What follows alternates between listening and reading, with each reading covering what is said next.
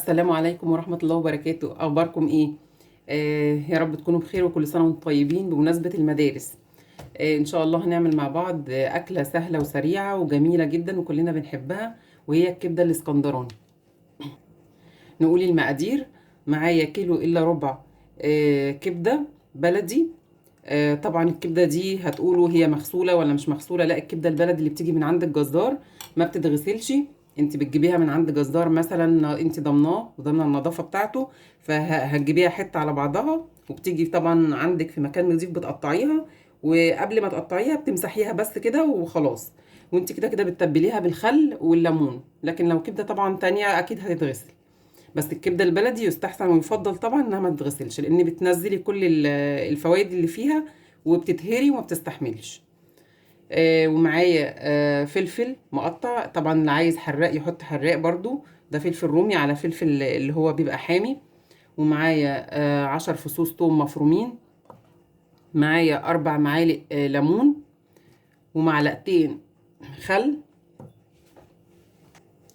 ومعايا التتبيل بقى الكبده، ربع معلقة صغيرة شطة للي عايز. كده كده الفلفل الأخضر ده فيه حامي، وفلفل أسود وكمون وكزبرة ناشفة وملح. أول حاجة أول حاجة هعملها دلوقتي هنتبل الكبدة. هنحط الثوم،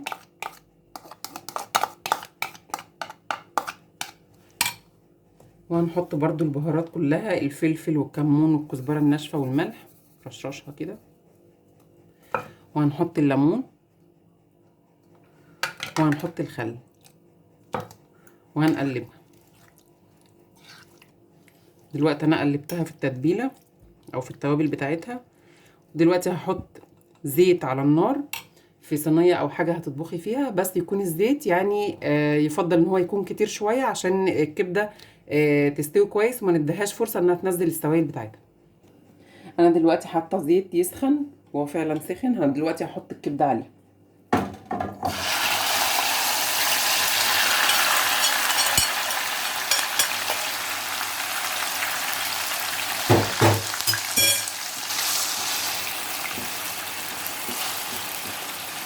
بالطريقه دي الكبده مش لازم تتقلب كتير، مش لازم تتقلب كتير. هي تستاب كده شويه، وبعد كده نقلبها لما نحس انها ايه، دخلت في سوا، علشان ما تديهاش فرصه تنزل كل السوائل اللي فيها وتنشف.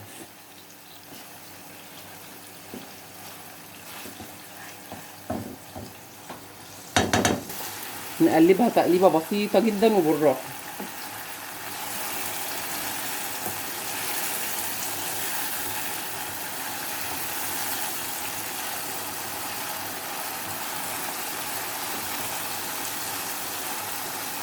لما تدخل على سوا هنحط عليها الفلفل.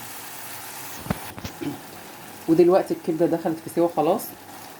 هنحط بقى الفلفل، ياخد مثلا تقليبتين كده لحد ما يدبل، وخلاص هنطفي.